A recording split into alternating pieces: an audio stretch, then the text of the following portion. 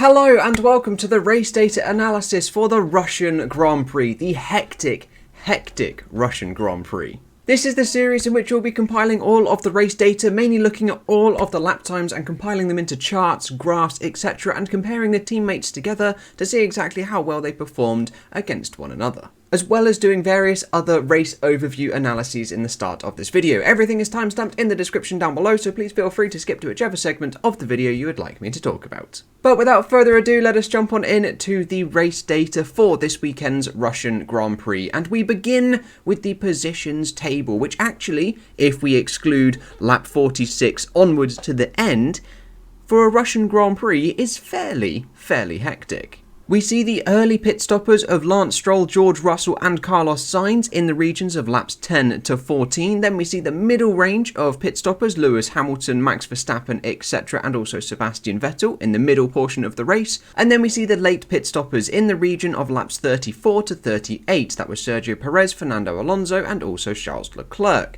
And then, of course, from laps 46 onwards, when the rain hit, we have that complete spaghetti noodle mess, where we can see a considerable number of cars actually lost out. Most notably, Lando Norris and also Charles Leclerc lost out significantly, but equally as did Sebastian Vettel and also Pierre Gasly. They all lost out so much from the rain. Whereas the drivers that actually gained the most during the rain were Max Verstappen, Daniel Ricciardo and also Valtteri Bottas. And taking a look at the overall Russian Grand Prix lap chart, we can see it looks fairly normal from laps 0 to laps 46. But when that rain hit at lap 46, the lap time slowed down from just over 100 seconds, which is a minute and 40, to about 120, 115 seconds, which is closer to 2 minutes. That was the real impact that the rain had in this race. But if I just zoom in on that section of lap times excluding all of the pit stops, which are the small little peaks that we can see more clearly the overall pace separation of the entire field. Interestingly, in the first section of this race, there isn't really any notable separation. Now, this is a trend that is different to the entirety of this season. Usually, at the start of a race, there is an enormous pace differential between the top portion of the grid, the middle portion, and the back portion of the grid. Sometimes it splits into 4, and very rarely has it split into 5. But usually we see 3 segments of racing in the first stint of this race. Whereas looking back at the Russian grid, it splits into 2. There's a couple of slow laps for the back portion of the grid, but other than that, there really isn't anything at all, right up until the second phase of the race, where it does actually split into 4 distinct groups. We have Lando Norris and Lewis Hamilton at the front. They were at times 2 seconds quicker. 2 seconds quicker per lap than anybody else in the field. We then have the middle portion, we then have a back middle portion, however you want to really split it up, and then at the very back we have Nikita Mazepin. Bear in mind, this track is still dry at this moment in time, and Nikita Mazepin is still 2 seconds per lap slower than the next slowest car. Then taking a look at the overall gap to the leader in seconds, we can see again Nikita Mazepin in that green was always significantly far off the pace of everybody else, especially when the track slowly started to get a little bit more damp in the second half of the race. But we can see so very clearly from lap 36 onwards the enormous pace differential of Lando Norris and also Lewis Hamilton. Unfortunately, we can't see a great deal of detail on this graph, mainly because it goes up to 250 seconds with Nikita Mazepin, so we've lost out quite a little bit of detail with that. But it does show quite clearly the pace differential between the top 2 and the rest of the field. But now what we can do with all of those lap times is we can isolate each of the clean air laps. Now, a clean air lap for Russia is any lap time set outside of 3 seconds of the car in front, mainly because of the tow factor on the main straight. Now, this usually reduces the entire race pool for some drivers by about 20 to 30% and other drivers, in the instance of this race, by about 70%. These remaining laps then undergo a truncation period where the slowest 30% are removed and equally the fastest 2 clean air laps are then removed as well. And then of those remaining pool of laps, those are then averaged overall, and obviously for some drivers the pool is slightly smaller than some other drivers, but then we can order all of that for the entire race, and we can see who was the fastest driver in clean air, and it was actually Lando Norris. 2/10 from Lewis Hamilton, with Sergio Perez just behind him as well, those being the only 3 drivers to dip under the 1 minute 40 pace. But interestingly, Charles Leclerc did have pace for P5. Now we have that average lap column going all the way down. Unfortunately, there are a couple outliers, for example, Valtteri Bottas and also Max Verstappen. We then have the gap in tenths of a second, and then we have the gap converted into a percentage in order for us to compare it to the previous races. We then have the number of clean air laps that each driver experienced during this race. So Lando Norris had 28 throughout the entire Grand Prix compared to 13 for Lewis Hamilton. Then that as a percentage of the total number of laps raced, and then the standard deviation of their clean air laps in the whole race. Now obviously looking at the entire race as a whole, we can have some clean air laps that fall in the second half of the race and some clean air laps that fall in the first half of the race. Now it's a little bit uncommon for clean air laps to happen in the first half, mainly because the field is all very close together and there aren't too much spread out gaps, and most of the clean air laps happen in the second half of the field, but we'll come to a little workaround in just a moment's time. But what we can do is taking that middle percentage gap column and we can average that across all of the races so far this season, and we can end up with an overall driver percentage pace throughout this season. So Max Verstappen in clean air is still the fastest driver in 2021, with Lewis Hamilton being just behind him. Sergio Perez is the 3rd fastest driver and Valtteri Bottas is the 4th, with then Norris and Leclerc being the only drivers to be within 1% of Max Verstappen. And then equally doing this for the teams, we end up with Red Bull still being the fastest car, but again, only just. Bear in mind, 0.05% per lap literally equates to half a tenth at circuits like Monaco and Austria, and sort of closer to 0.07 at tracks like Spa and Singapore. So we're literally talking about minute differences in lap times per lap. So there really isn't a significant difference anymore between Red Bull and Mercedes, but Red Bull is still just the fastest car. And then just to visualize where exactly all of those clean air laps fall, we can take a look at this chart here, where, like I said, the majority of the clean air laps for most of the drivers fall in the second half of the race. But we do end up with some that fall in the first half. And obviously the ones set in the first half, due to this being a non-refueling era, are a lot slower than those set in the second half. So what I can do is I can do the exact same clean air lap analysis for the overall stints. So for stints number 1 on the medium compound of tyre, it was Lewis Hamilton who was the fastest in clean air by far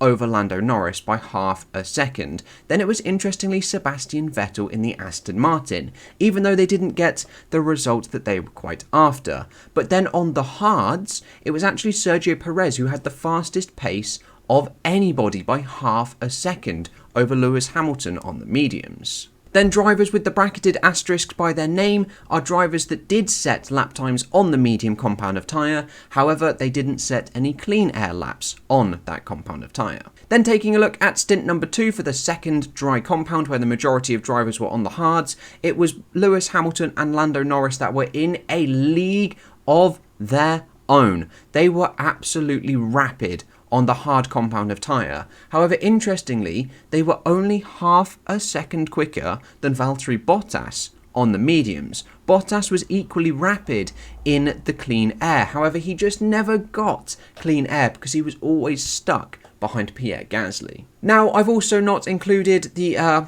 wet weather racing, mainly because you can't really learn a great deal from the wet weather racing. I'm sure there's lots of other stats and stuff that can be pulled and analysis that can be done. For example, the Jolyon Palmer stuff that gets released on the F1 YouTube channel. It's worth looking at, but I personally don't see the statistical value of looking at the wet weather racing. So all of those laps from 46 onwards have been excluded. So with the race overview all done and dusted, what we can do is we can now take a look at each of the teammates. We are going in 2020 Constructors' Championship order, so we start with Mercedes and we will end all the way with Williams. Like I said at the start, everything is timestamped in the description down below, so please feel free to skip to whichever segment of the video you would like me to talk about. However, I will be explaining all of the graphs and the charts in the Mercedes segment, so if you do want to listen to that explanation, then please stick around for the Mercedes panel. So on screen is that Mercedes panel. We're going to start in the top left with the overall lap time chart. Now Valtteri Bottas is in the turquoise blue line and then Lewis Hamilton is in the black. And the grey dotted line that is just underneath and sort of traced over the top is their pace in 2020. That is the fastest Mercedes driver in 2020. Then directly below the lap charts, we have the Mercedes gaps on every single lap of the Grand Prix. Again, Lewis Hamilton in the black and Valtteri Bottas in the turquoise. There is a small break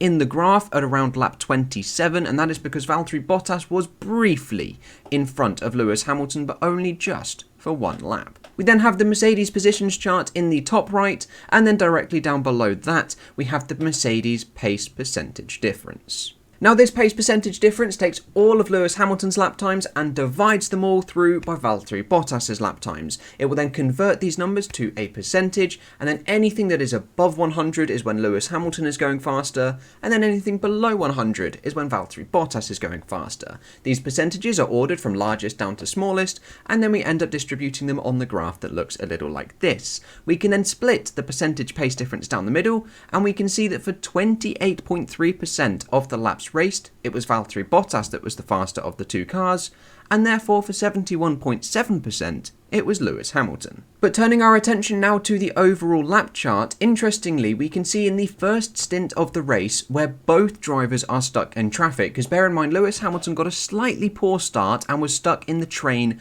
of Lando Norris, and obviously Valtteri Bottas was stuck in the midfield down in P14. Both drivers were setting fairly similar lap times, however it was Valtteri Bottas that was the more inconsistent of the two drivers. However, it wasn't until both drivers had their pit stop that we saw the enormous pace disparity between the two. It almost seemed that Valtteri Bottas slowed down massively, where he was stuck behind Pierre Gasly for a large portion of this race, doing lap times in the 1 minute 41s compared to Lewis Hamilton, who was doing lap times in the 1 minute 38s.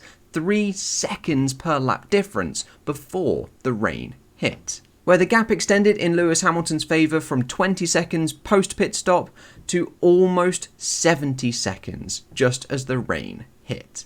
So taking a look at the overall Mercedes lap times and comparing it to 2020, their 2020 clean air pace was a 1 minute 38.688, which was 1.1 seconds faster than Lewis Hamilton's 1 minute 39.8 of this Grand Prix. But we can see that Bottas's clean air laps, he didn't really set very many, and the ones that he did set weren't exactly competitive. And then for stint number 1, where Lewis Hamilton and Valtteri Bottas were on split strategies, Bottas didn't set any at all. And then for stint number 2, it was Hamilton who was half a second quicker on the slower tyre compound. And so from Mercedes, we'll now take a look at Red Bull, and we can split their percentage pace difference down the middle, and we can see that for 50.9%, it was actually Sergio Perez in the darker blue line that was the faster of the two cars, and therefore for 49.1%, it was Max Verstappen. Now this is the first time this season that Sergio Perez has ever had an advantage over Max Verstappen. Usually,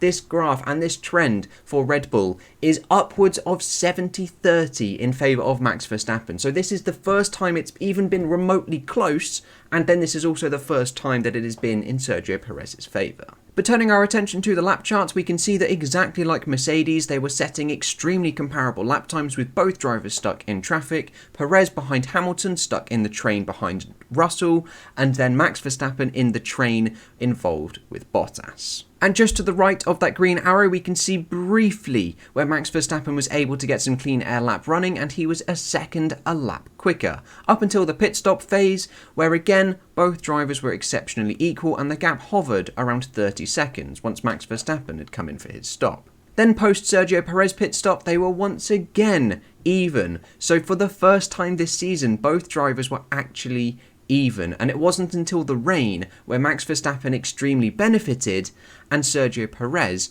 extremely lost out. And we can see that in the positions charts, where they very much drastically take opposite turns in the positions that they're currently running. With the overall Red Bull's lap times looking a little bit like this. 2020's pace was 1.286 seconds quicker than Sergio Perez's pace in 2021, and on the hard compound of tyre in stint 1, again Verstappen didn't really set very many competitive clean air laps and was 1.6 seconds down, and in stint number 2, again, didn't really set very many clean air laps. I realise I've kind of messed up the actual tyre compounds they were on. On stint number 2, both drivers went onto the medium tyre. Then from Red Bull, we can take a look at McLaren, and we can split the percentage pace difference down the middle, and we can see that for 22.6% of the race, it was Daniel Ricciardo in the blue, who was the faster of the two cars, and therefore for 77.4%, it was Lando Norris in the orange. And taking a look at stint number 1, again, even though Lando Norris is the one that's in the lead of this Grand Prix from about lap 12 onwards, he's not exactly pulling away significantly from Daniel Ricciardo, who finds himself a little bit down the order.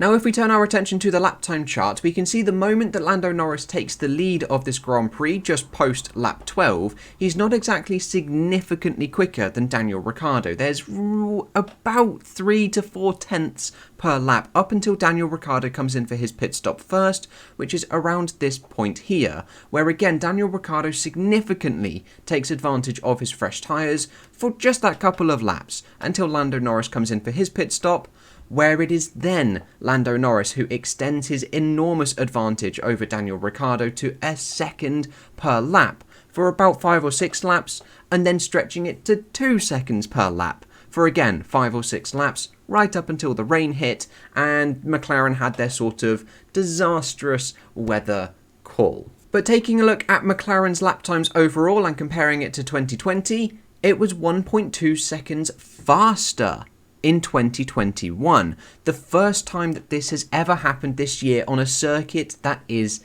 the same, because obviously it did happen in Spain. However, Spain was a slightly different circuit layout, whereas this is the first circuit that has had no modifications and where the 2021 car is faster than the 2020 car. And interestingly, it is by a significant margin, and the pace difference between Norris and Ricciardo across the whole race was around a second, where stint number 1 on the mediums it was around 7 tenths, and then stint number 2 on the hards it actually stretched to 1.5 seconds, where Norris was really pounding around the circuit with Lewis Hamilton. Then from McLaren we will take a look at Aston Martin, and we can split their percentage pace difference down the middle, and therefore for 57.7% of the race it was Lance Stroll who was the faster of the two cars, and therefore for 42.3% it was Sebastian Vettel in the green. And actually, the Aston Martins were exceptionally similar, even though they were leaps and bounds different in their positions through pretty much every segment of this entire race. Their pace was very similar. There was probably about 2 tenths per lap difference between either driver in stint number 1 and stint number 2, etc. in either driver's favour, up until the middle portion of the race, where Sebastian Vettel comes in for his pit stop and significantly takes advantage of his fresh tyres, where Stroll is on old tyres, where the gap probably stretches to about a second, maybe 2 seconds, only briefly, and then it just sort of converts back to being nothing again. They were very even drivers for this entire race, again, right up until the rain hit, where it was Sebastian Vettel who lost out so much, and Lance Stroll who gained a little bit, but not enough to get into the points. So again, unfortunately for Aston Martin, just a little bit of a disappointing race overall to just miss out on points like that they did, but overall not the end of the world. And taking a look at the overall pace of the Aston Martins, they lost 2.5 seconds on 2020's pace. That is the most significant time loss of this field at Russia. They have really been hit hard by this regulation change, with there being an 8/10 difference between the two drivers across the entire race. Across stint number 1, Stroll didn't set any clean air laps on his medium tyres, and then stint number 2, the gap was actually half a second in Stroll's favour on the hards. Then from Aston Martin we'll take a look at Alpine, and we can split the percentage pace difference down the middle, and we can see that for 28.8% of the Grand Prix it was Ocon in the white who was the faster Alpine, and therefore for 71.2% it was Fernando Alonso in the dark blue who was the faster of the Alpines. Now, in an extremely similar manner to Aston Martin, both Alpine drivers were literally dead even in lap times. It was just more consistently than not, it was Alonso who was the faster one just over Esteban Ocon, which we can see here by the red arrow, where Alonso is probably, I don't know, 4/10, maybe 3/10 a lap quicker for just a couple of laps, whereas usually it's around 2/10 a lap quicker, right up until Alonso pits right at the very end of this Grand Prix, one of the later stops around lap 36, where he extends that advantage to around a second, maybe 2 seconds per lap, briefly. But then when the rain hit, it was unfortunately Alonso who did actually lose out on a almost guaranteed top 5 position for Alpine, which would have been absolutely stellar. However, the rain hit and some drivers lucked into positions and some drivers lucked out of positions. Unlucked out of positions. But taking a look at the overall time loss from Alpine to 2020, it's 1.2 seconds, which is exactly what Mercedes and Red Bull had as well, which seems to be the average across this grid so far. With the difference between Alonso and Ocon across the whole race actually being 1.4 seconds, which is fairly significant in clean air. However, on stint number 1, again, it was 1.4 seconds, and stint number 2, it was 1.1 seconds. So across the whole race, we can see that drivers, when they get stuck in traffic, it can actually benefit one driver over the other. So Alonso was held up just a little bit more than Esteban Ocon was, where the lap time sort of averaged out, whereas if we just take the clean air lap pace, their potential pace in clean air, we can see that Alonso was vastly quicker than Esteban Ocon. Then from Alpine, we can take a look at Ferrari, and we can split the percentage pace difference down the middle, and we can see that for 38.5% of the race, it was Carlos Sainz in the black line that was the faster Ferrari, and therefore for 61.5%, it was Charles Leclerc. And again, in a very similar manner to Alpine before, they were literally identical. Both drivers completely separated in the grid, yet they're setting very similar lap times. It's absolutely ridiculous. Carlos Sainz is battling with Lando Norris at the front of the grid, and Charles Leclerc is all the way down in P12, yet they are setting extremely similar lap times, with the gap staying around 20 seconds. Then post Carlos Sainz's early pit stop, which did seem like a little bit of a strategic error at first glance, we can see that Charles Leclerc is actually maintaining a gap, and he's pulling away from Carlos Sainz, who is on the fresh compound of tyre, by about 2 or 3 tenths per lap. Then Charles Leclerc comes in for an extremely late pit stop along with Sergio Perez and also Fernando Alonso, and he doesn't really take full advantage of the fresh tyre compound. Again, he's about 2 to 3 tenths a lap quicker than Carlos Sainz, who ends up pitting a lot earlier onto the intermediate tyres and ends up finishing P3, whereas much like Charles Leclerc, much like Lando Norris, Leclerc stayed out on the hard compound of tyres for far too long, and he lost out massively. Then taking a look at the Ferrari's pace to 2020, they were only quicker in 2020 by 1.5 tenths of a second. They almost gained time on their 2020 pace, with the difference between the two drivers being just under half a second, whereas stint number 1 on the hards versus the mediums, it was 1.4 seconds the gap, and then in stint number 2, again on the mediums and the hards, it was 8 tenths of a second. Then from Ferrari, we will take a look at Alpine, and we can split their percentage pace difference down the middle, and we can see that for 44.2%, it was Yuki Tsunoda who was the faster of the two cars in the white line, and therefore for 55.8%, it was Pierre Gasly in the black. And we can see that in stint number 1, it was actually Pierre Gasly who was significantly quicker than Yuki Tsunoda, who actually dropped to the back of the Grand Prix for a large portion of this race, which went largely unnoticed by the commentary team. However, after Yuki Tsunoda's pit stops, they were very even. Literally even. The gap was staying at 42 seconds for about 20 laps. There was literally nothing to separate the two AlphaTauri cars whatsoever. However, post Gasly pit stop at near the end in the second half of this race, the gap was slowly coming down actually in Pierre Gasly's favour, as Yuki Tsunoda was putting in some consistent lap times, unlike Pierre Gasly, who was going much slower. So taking a look at AlphaTauri's laps compared to 2020, they were actually 7 tenths faster in the previous year, with there being a 4-tenth difference between the two drivers. Across stint number 1, Tsunoda didn't set any clean air laps on his medium tyre, and then stint number 2, there was a 2-second deficit in clean air, with Gasly on the faster mediums and Tsunoda on the slower hards. Then we'll take a look at Alfa Romeo, and splitting their percentage pace difference down the middle, we can see that for 25% of the race it was Giovinazzi in the white who was the faster of the two cars, and therefore for 75% it was Raikkonen in the red. With Raikkonen once again being the faster of the two cars in that opening stint by about a second per lap over Giovinazzi, stretching his advantage to 20 seconds by lap 12, where Raikkonen then comes in for an extremely early pit stop and is able to maintain that few tenth advantage over Giovinazzi, who set some fairly inconsistent lap times. But bear in mind, equally Giovinazzi did not have any radio whatsoever for this entire race. He was radio silent with his team. I think for the second time this season that's happened. Actually, I can't remember exactly what race it happened previous. I'm sure someone will let me know in the comments down below. But yeah, Giovinazzi once again had zero radio communications with his team this entire race.